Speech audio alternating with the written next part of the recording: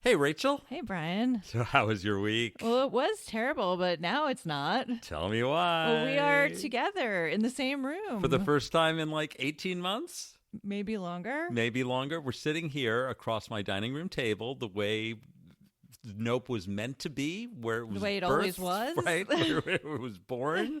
And I forgot how to set up the setup here. We used to doing this over Zoom now, and yeah, there are a lot of wires. There's a lot of microphone connectors. stands. I've upgraded my computers, and nothing fits in anywhere anymore. But I think, frankly, it's going to sound much better. The sound is. I know. How are our listeners ever going to go back? Can't ever go back. It's going to sound so. We're not going to do this every week because Yeah. there's a pain in the ass for you to get here. But I appreciate you coming. I appreciate being here. It is a delight. So let's kick this off. Yes. This is Nope, The podcast where we shut it down. We're just a couple of New York Jews talking about the news, beating back the blues. We made a podcast and here's why. Had to laugh so we don't cry. Come and join us for the ride. Welcome to Nope.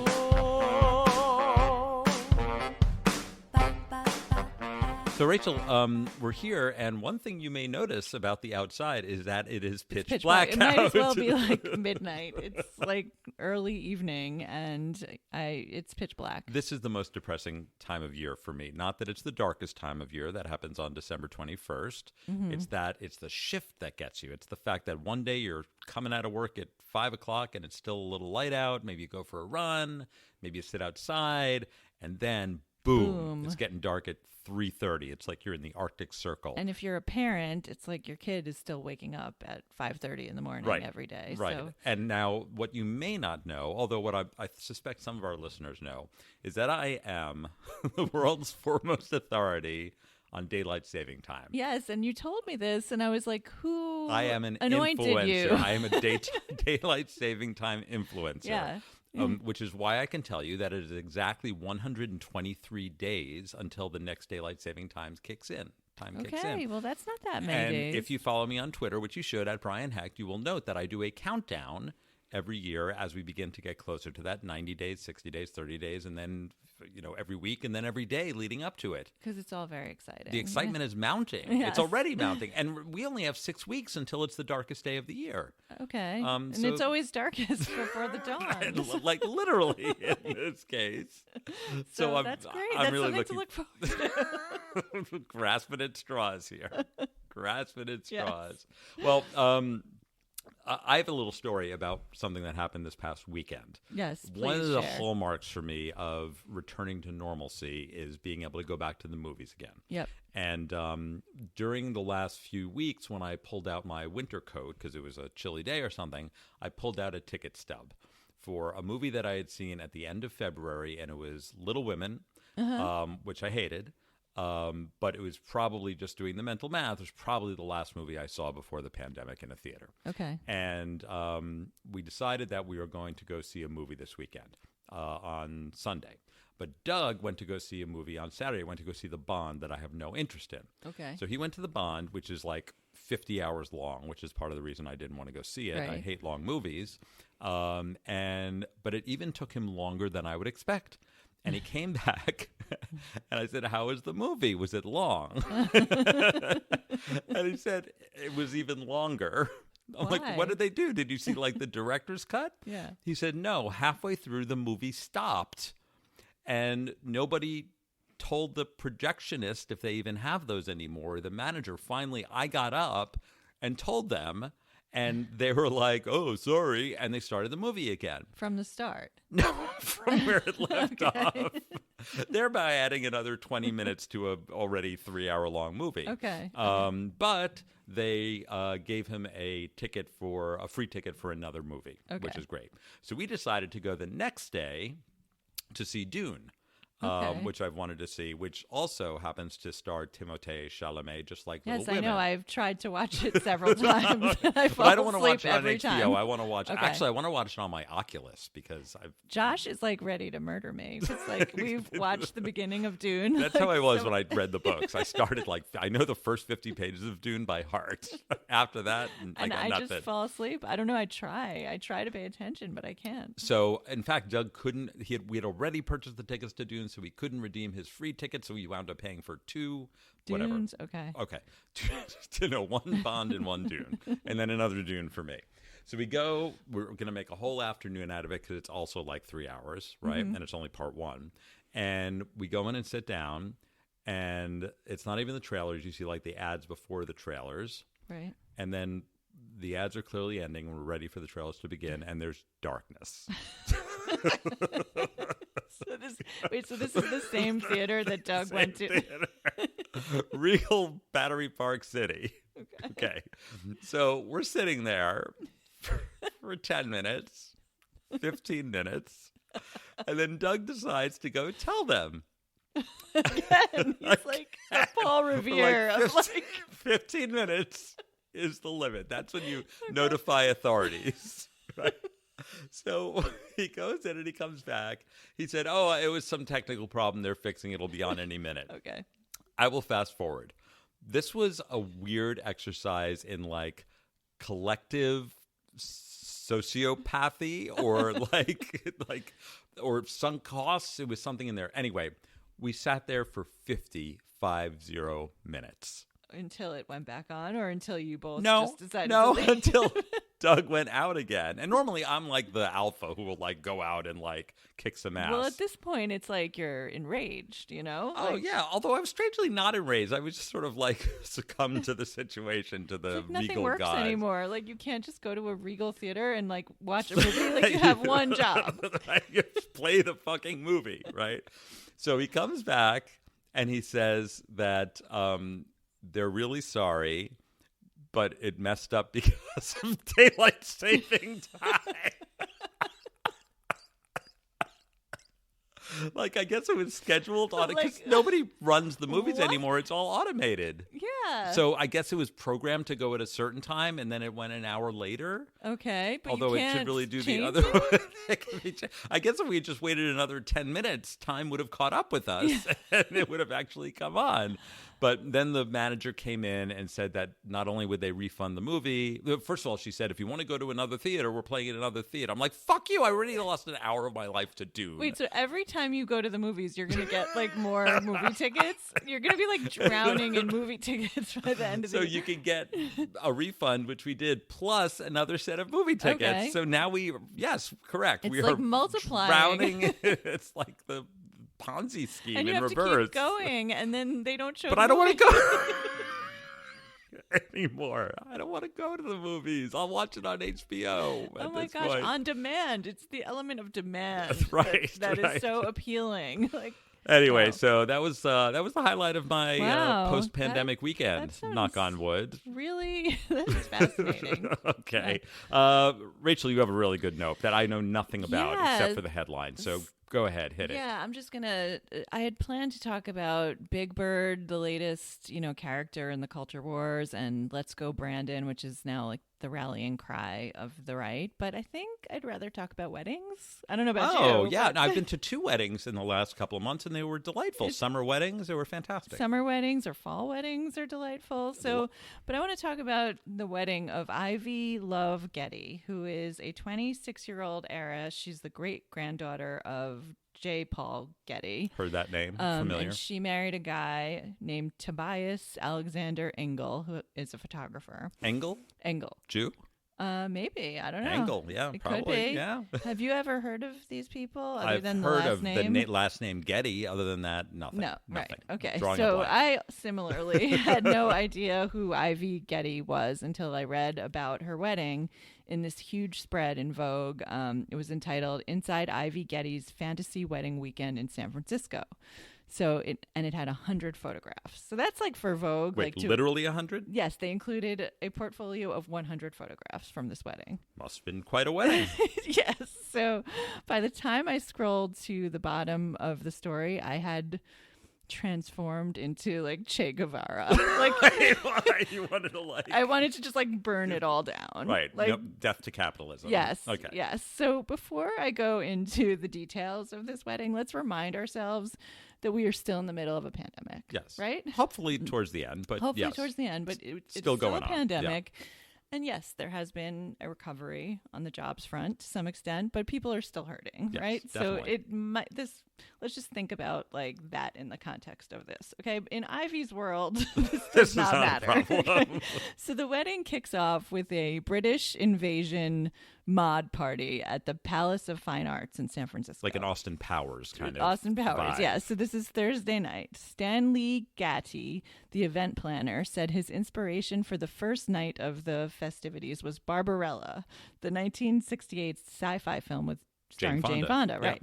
So it took 7 days for Stanley Getty's team, not Getty, Getty, he's the event designer of the crime family. Right. to turn the space that normally feels like an airline hangar into a full-fledged nightclub, complete with shiny silver walls. And everyone dressed up like Austin Powers. Dancers put on a show. So that's like the rehearsal dinner. Yes, but you know who DJ'd? Mark Ronson? Yes. Oh, really? Correct. And do you know who performed?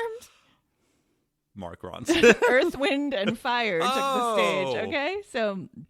And of course, It wasn't even September.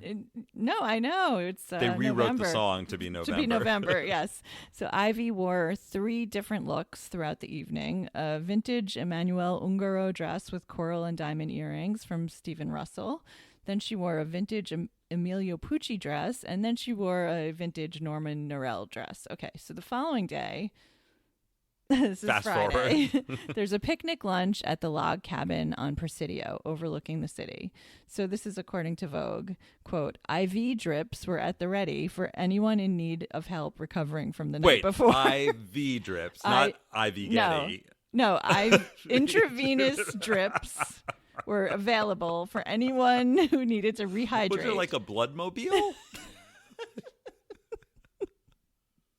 So Ivy for this event wore an archival Alexander McQueen gown from pre-fall 2016. It was black lace with an open back and a mock neck featuring dozens of hand-embroidered butterflies whose wings fluttered as she walked. Okay, and so then her stylist... They fluttered. Okay, this just sounds like a rich asshole wedding up to this point. Yeah, well, okay. So her stylist has the best quote. Butterflies are sentimental to Ivy, and so we incorporated them whenever possible. Including on the dress. Okay. So then there's this intimate ceremony rehearsal at City Hall. The wedding was at City Hall. And then there's a rehearsal dinner at the Quince restaurant, which has 3 Michelin stars and features a $360 tasting menu, not including wine pairings. So that's where the rehearsal dinner was. The stylist told Vogue that Ivy's accessories were kept sleek, but undeniably Ivy. Undeniably Ivy? Like, who is this person? Heard of this person. Okay, so then the wedding day comes. It starts with a pajama party. Each bridesmaid gets a Margiela box with her name engraved on it. And one of those bridesmaids, the maid of honor, in fact, was Anya Taylor-Joy of the Queen's Gambit. Oh, okay. I haven't seen that, Queen's but I know Gambit. it is, yeah. And the reason why there were Margiela boxes is because you know who designed the bridesmaids' dresses? No. Fucking John Galliano. Really? Yes. So like John Galliano, who is then quoted in the article saying, normally I don't do bridesmaids dresses. It's like these people don't do, you know. But I was so bewitched by Ivy and her stories of these women she had grown up with, her bridesmaids. So I made an exception. Before I knew it, the bridesmaid numbers reached 14.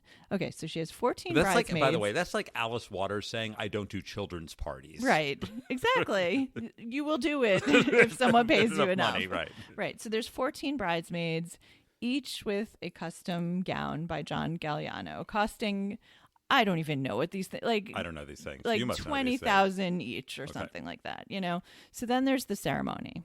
The event planner, Stan Lee, and his team carpeted the entire rotunda of San Francisco City Hall with bright teal and pink Persian rugs, completely transforming the space. They draped all the archways with turquoise and rose pink velvet drapes with 12-inch long gold thread fringe. Can you do that to City Hall? Is City Hall for rent? It apparently is, if you have enough money. Yep. So when you said they had a City Hall wedding, I assumed it was like the Justice of the Peace. Like, there's like, more. Like a Liz Lemon wedding. Right. No. But no. So then Ivy comes in. She's wearing her John Galliano for Maison Margiela Haute Couture down the aisle. She's wearing a couture veil and a headdress. And all of these things are made out of shards of glass. Wait. which has to be a metaphor for Wait, something. The dress The dress, is made of shards of glass. shards of mirrors. Yes, like woven together, and there's like a crown of like. It sounds dangerous. A crown of thorns. A crown of thorns atop her head. So then there's music by Gordon Getty. The Best Man and Ivy's Rescue Chihuahua Mix Blue supplied the rings God. at the request of House Speaker Nancy Pelosi. Wait, I did not expect that curveball coming. Wait, what did Nancy Pelosi have to do with She this? was their wedding officiant. Oh my God. She- This is just, does she not understand optics? This woman has been in politics Like, for what 50 is- years. I know. How Like- does this look? And you know who else was there? Mayor London Breed and Governor Gavin Newsom. Right. Like, I mean, I try. These people are so tone so deaf. tone deaf. I try to keep my criticism of Democrats to a low roar. The Republicans are so much worse, and like attending a disgusting wedding. But this is what they hate about us. Yes, This is the shit they hate. This is the shit they hate. But like the fact that Nancy Pelosi presided over this abomination makes me think that like democracy is already gone. You know? Yeah. I mean, she gives zero fucks at her age. But like she's supposed to be the Speaker of the House of Representatives. Some dignity. Who is she? Who is she representing exactly? What constituency? Like I mean, it boggles the mind. Well, I think this says we need campaign finance reform because I'm sure Yeah. there's a lot of Getty money in the Pelosi coffers. I'm sure, but like I think there should be a law prohibiting public officials Wedding to- participation or to attendance. participate in I weddings. thought you were going to say that she was either a bridesmaid or a flower girl. Nancy Pelosi is a bridesmaid. She's like, oh, there's a Galliano dress. Sure, I'll take it.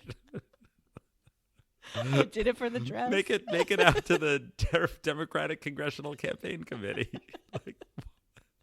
Like really, like these people are like for rent, basically. Yeah, well, I don't know. They're just schmoozing with the upper echelons.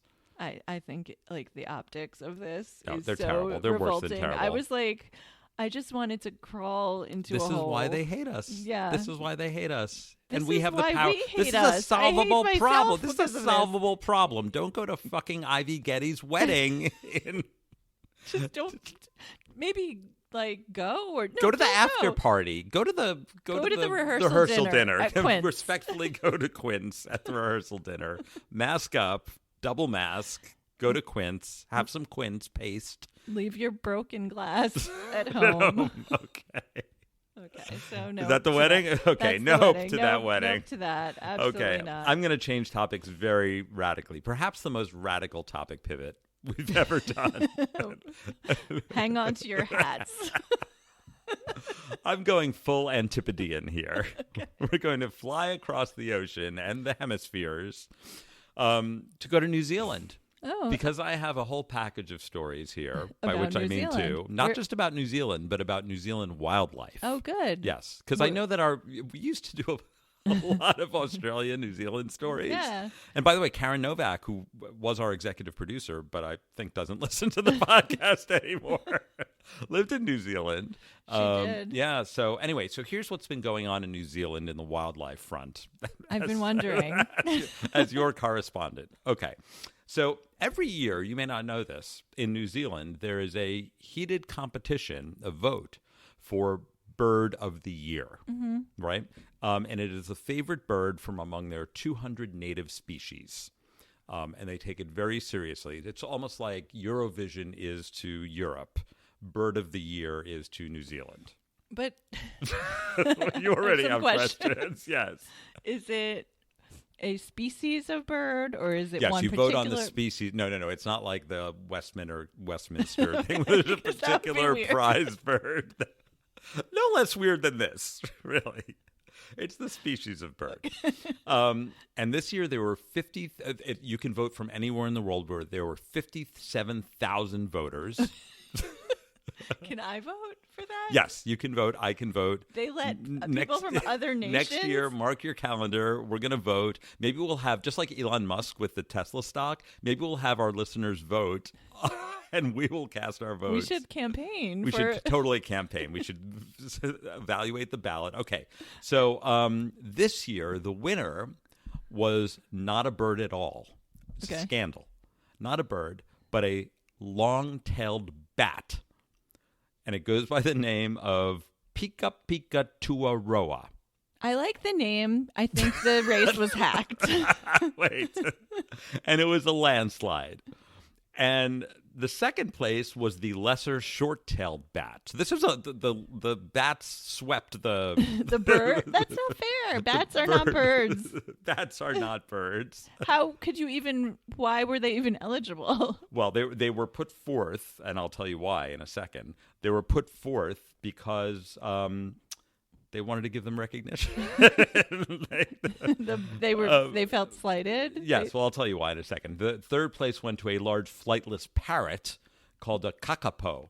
And that actually won last year. I guess you can win. You can enter more than what one about year. the kookaburra? Like what? Like I'm getting to all the other birds. There's plenty of birds in this segment here. However, I'm asking the right questions. Right? You're a journalist by training. I know. You can tell just by the question. I can sniff it out. So now, of course, it was such a landslide by such an unlikely entrant, this bat, that some are saying that the election was stolen. I definitely. Yes, and there is a Stop the Steal movement in New Zealand. I can get behind that, yes. Yeah. And it's complicated, but just like our balloting system, they have some sort of like elaborate, they do the balloting by the same system that they elect their public officials with, which is some sort of like electoral allocation with an instant runoff, and there's like a history of ballot stuffing. It's a disaster. So Laura Keown, who's the spokesperson of this thing, this Bird of the Year competition, justified the inclusion of bats this year by saying because of New Zealand's lack of mammals, Bat of the Year was going to be a very boring competition. It just felt like a nice opportunity to highlight this critically endangered native species and bring them from the darkness into the light. This is spin, if I ever heard it. This is like the product of like a crisis comm session. Yes. Oh, totally. What do we say? Like, what do bats, we say? Right. But we put the bats in. It's a novelty. We didn't expect they'd win.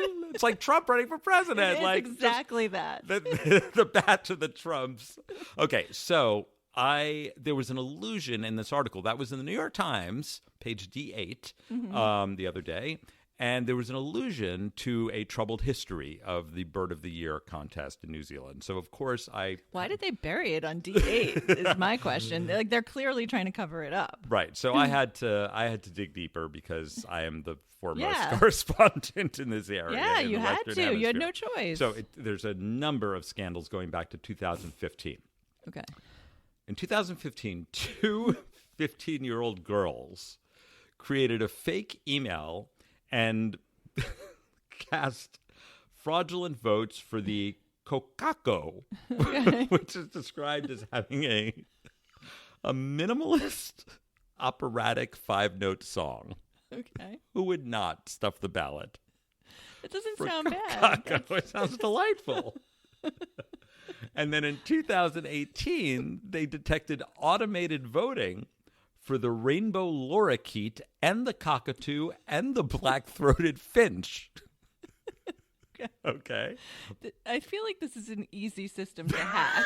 Well, I'm getting to that. Last year was the worst of all. They detected 1,500 fake votes, and they suspected Russian interference. Of course. There you go. There you have it. Right. Yes. So they had after these scandals in the preceding few years, they hired an independent monitoring organization called Dragonfly. And the data scientists there, this is like Cambridge Analytica. Right. The data scientists there detected votes, fraudulent votes for the Kiwi Puka Puku Puku. And they described the trends that they were looking at, the like anomalous data trends. And they said when a bird gets a whole lot of votes in the middle of the night and zooms from the middle of the pack to the top of the ranks, that's a sign that something is amiss. No Obviously, shit, you don't Sherlock. need a data scientist. I can tell you that. You don't need Jimmy Carter monitoring the elections to tell you that there's no way that the Puku Puku was the legitimate winner of the 2020 election.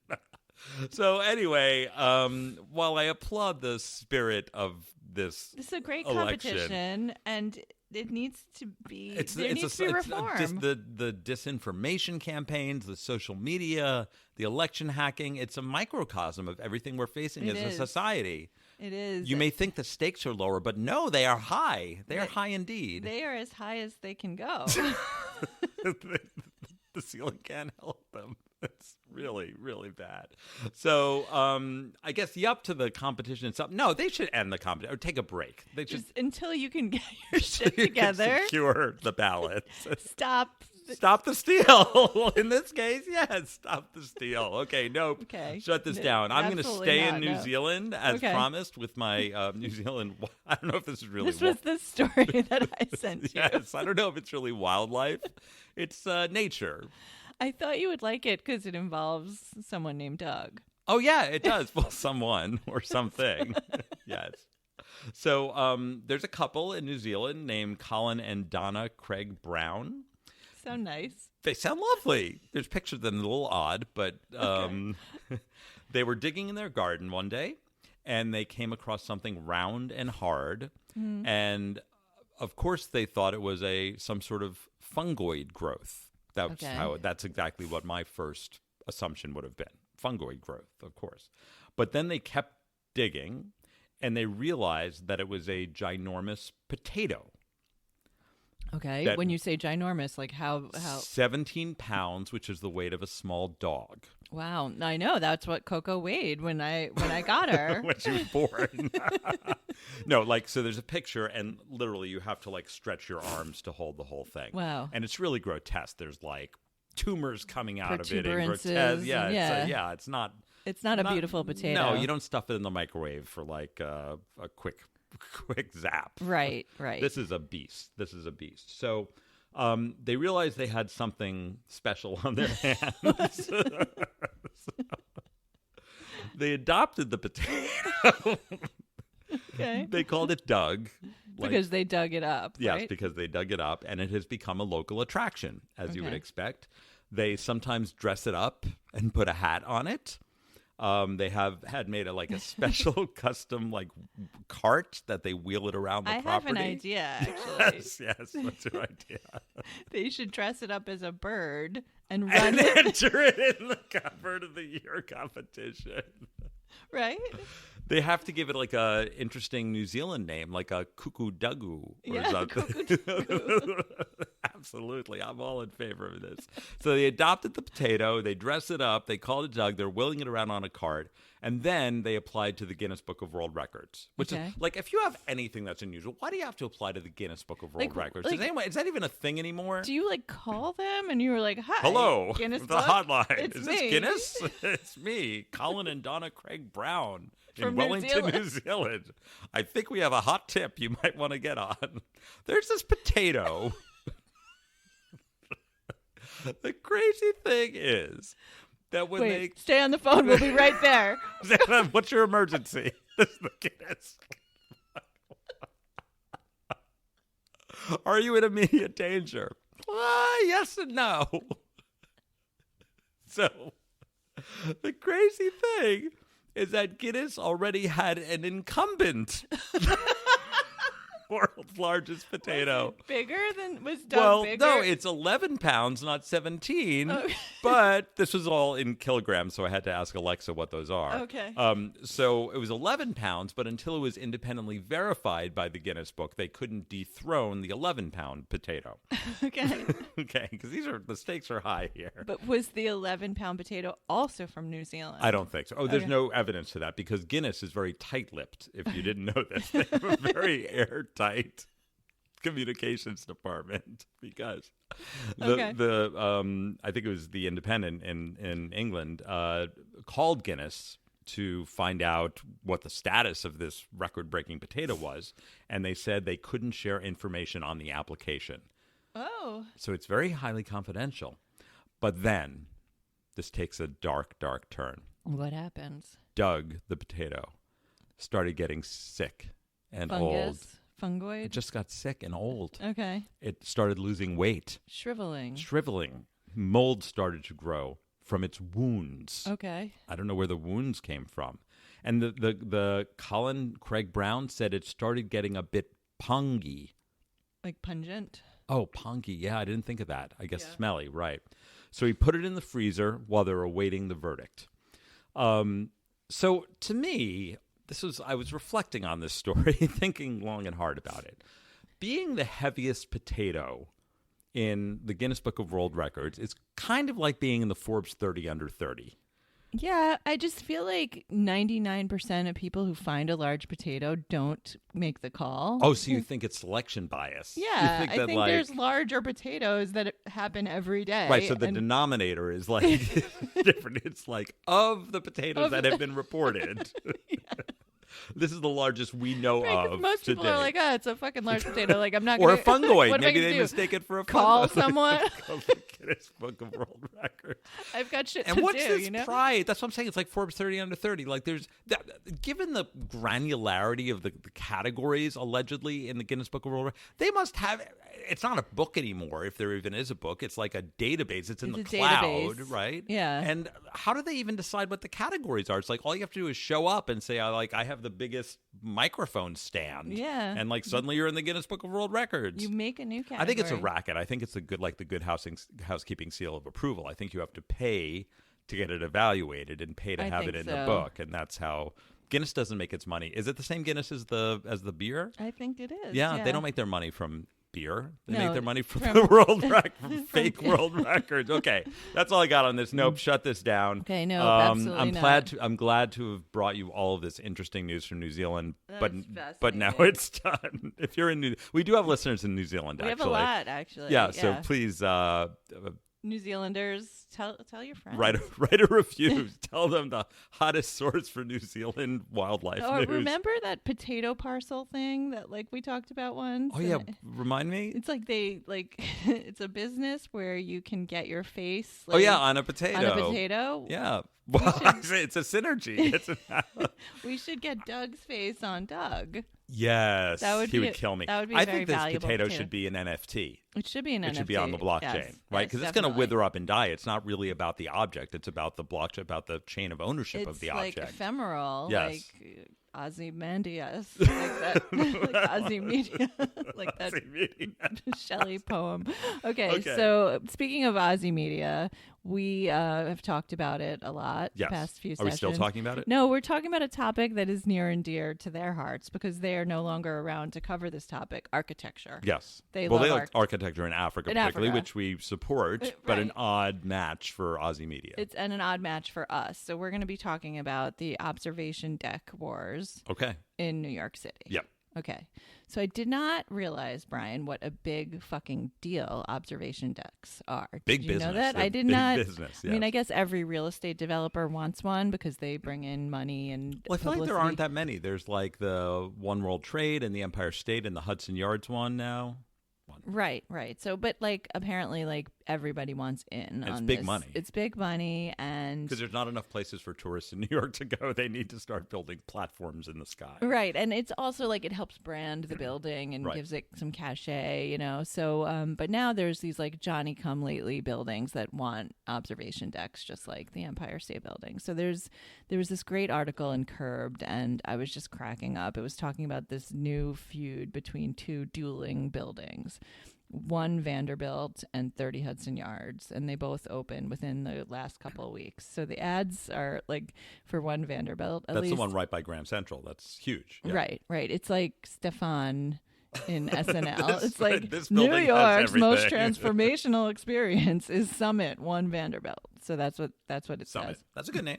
Right. So it says when you get up there to the observation deck on the 93rd floor, there's an immersive experience called Air by Kenzo Digital. And the website says you emerge into a boundless, structureless world, one with its own relationship to physics and time. Has its own interrelationship to physics. Like the laws of physics don't They apply. don't apply. And you go up this elevator. So getting there is terrifying. So this is how a writer from Curbed said that the rattling elevator to the 90. Oh, no. He said it reminds me of a recurring nightmare that I have from time to time. And so apparently like the elevator rattles and shakes and makes you feel like something. Is it like a glass elevator where you feel like you can see everything? I don't think so. No, I think it has like I'm digital. so scared of heights. When I went in the London Eye, when it started going up, you may have even been with me on that trip. No, I don't think you were. I got so scared, I laid down on the floor and covered my head and my eyes until we came back. Oh, down yeah. again. I did that on the Coney Island Ferris wheel with AJ. I was like hiding in AJ's lap. I was like... Oh, I did it when we went to that castle in England. Remember, we went up like on the parapets. Yeah. And I was so terrified I had to like duck down and like stay close to the ground. Yeah. What was it? Blenheim Palace? Warwick Palace. Warwick Palace. Okay. That's Winston Churchill's birthplace, right? We went there too, but yes. Yes. Okay. So anyway, the biggest problem is that once you get into this boundless, structureless world where physics does not apply, the floors are actually mirrored. So if you're wearing if you're a woman in a skirt, it's like basically just like sexual harassment central. Okay, so that's that. Not to be outdone, 30 Hudson Yards has this new experience called Edge, and it's billed as the ultimate skyscraper adventure. Ultimate. And it costs $185. No. I'm totally serious. This isn't because that's been up there for a while. Is this an experience on top of that? This is an experience on top of it. Okay. Because it's not enough just to be on the edge.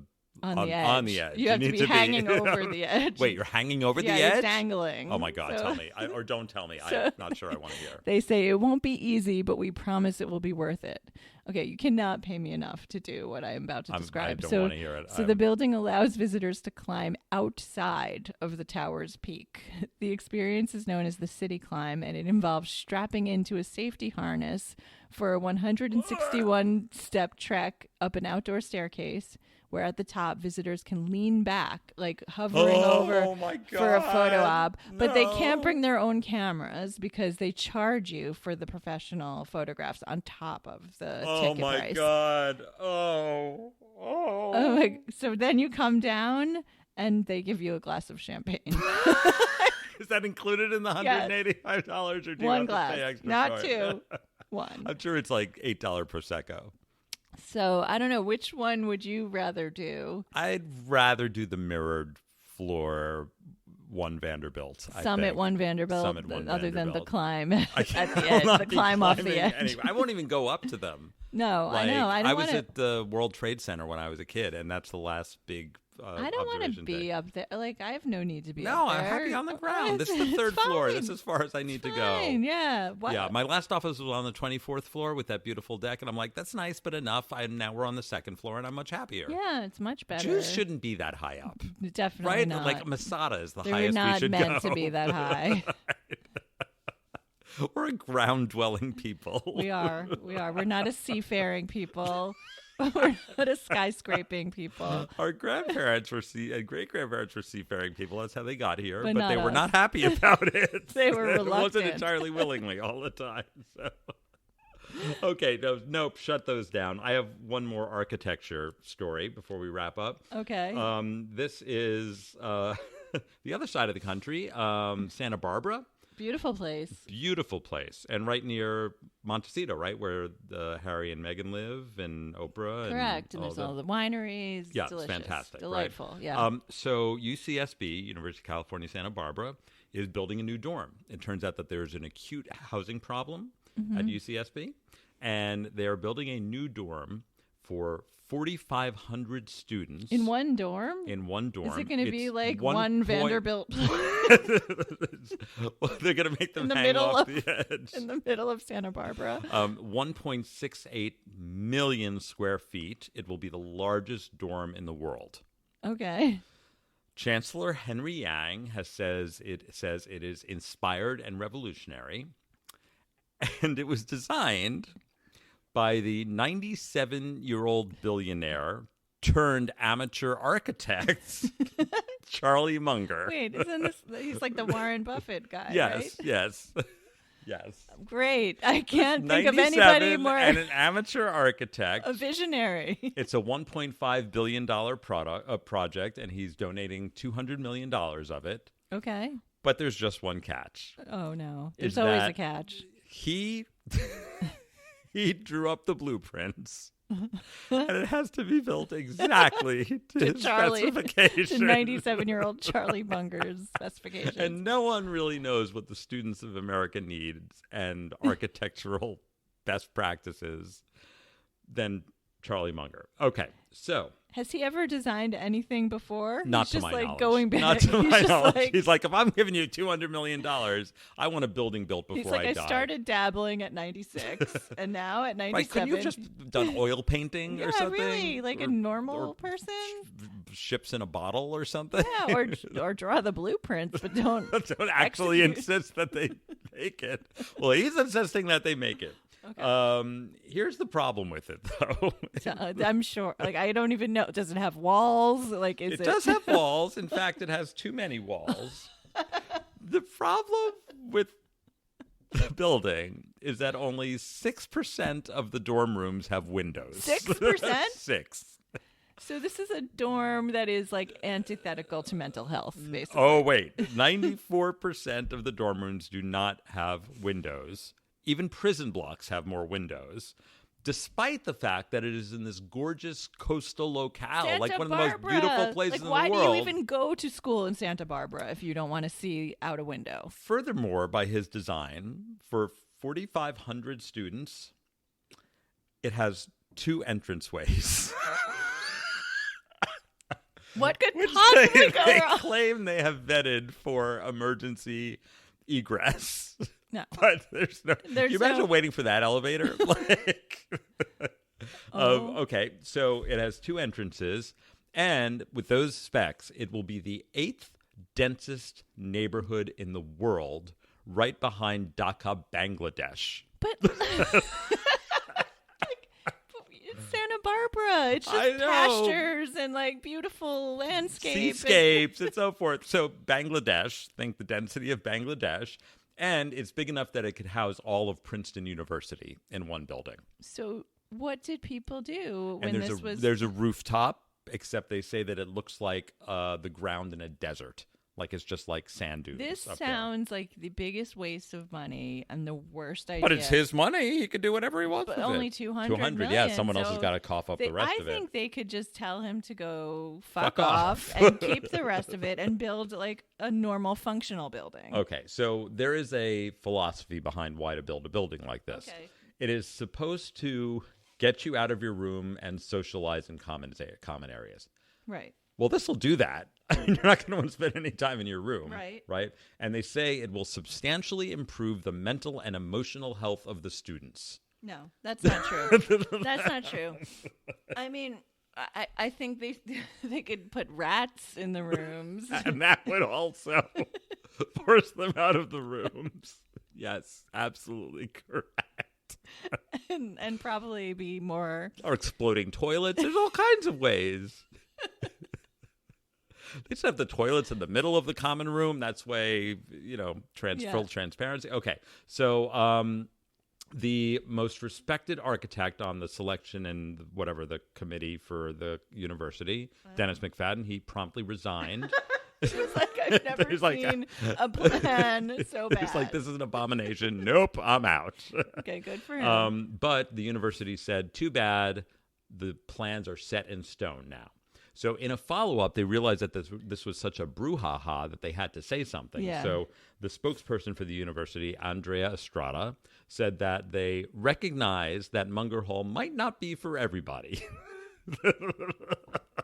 That Munger Hall might only be for Munger. I think Munger Should be forced to live there. His strategy is that everybody moves out, and then he'll just buy it for cheap and turn it into like a mansion. Prison, a for-profit prison. That's the game plan. Get the other 1.3 million donors to cough up the majority of this. Yes. $200 million is pocket change for him. Get the students to rebel. Foreclose on it.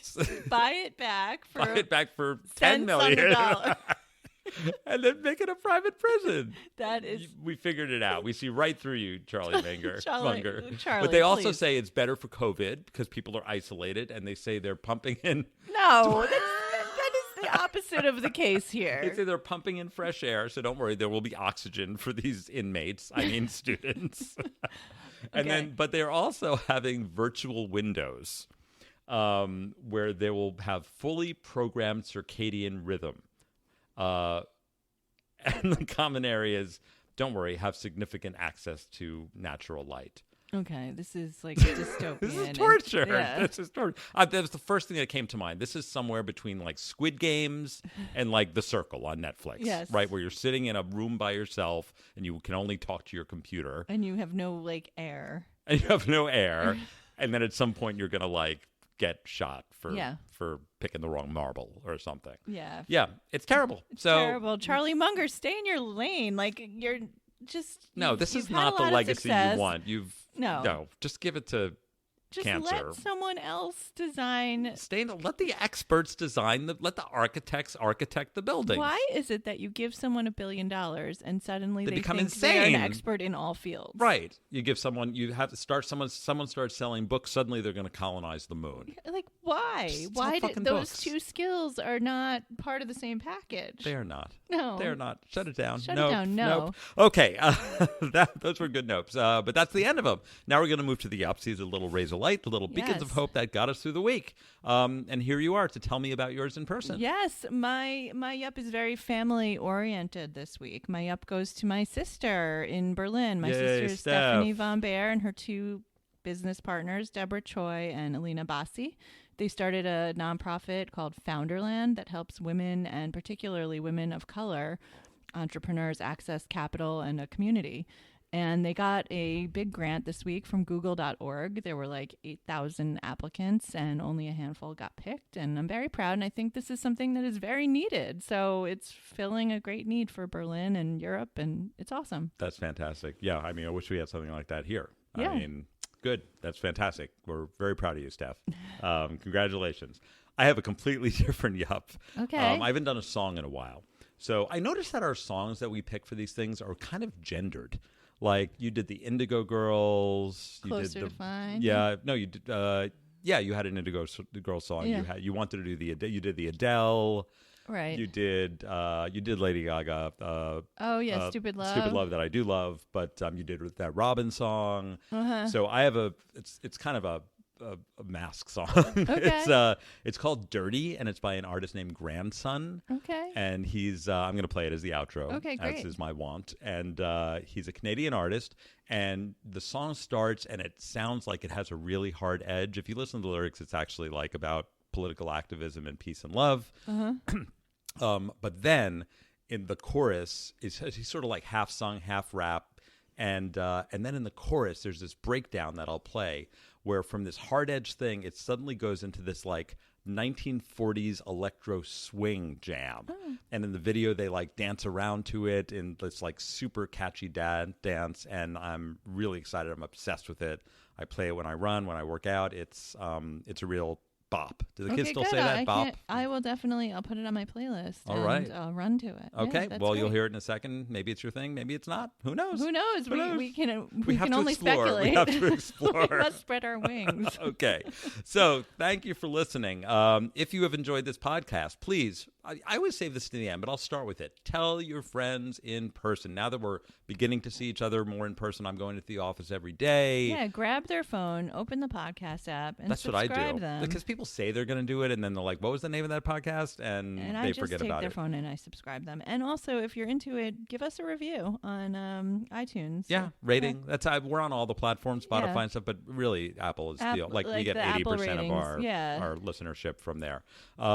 Cool. So the other public service announcement is as soon as balloting opens for next year's New Zealand Bird of the Year, Oh, we yeah, will we're let you gonna- know. We're gonna Flood the voting flood the box. zone, Or baby. I will research or ask Karen what the best New Zealand I bird think or the bat is. Kookaburra, right? Or is that Australia? I don't know. I think it's a word you just keep saying. Is it even a bird? It's a bird. Okay. It's a bird. Well, we'll look into it. It's also a licorice named after the bird. Oh, okay. That's why I know what it is. Okay, it might be Australian, in which case the Kiwis will be offended. Okay. Okay, anyway, it has been a terrible, terrible week, but we have enjoyed making this podcast in person.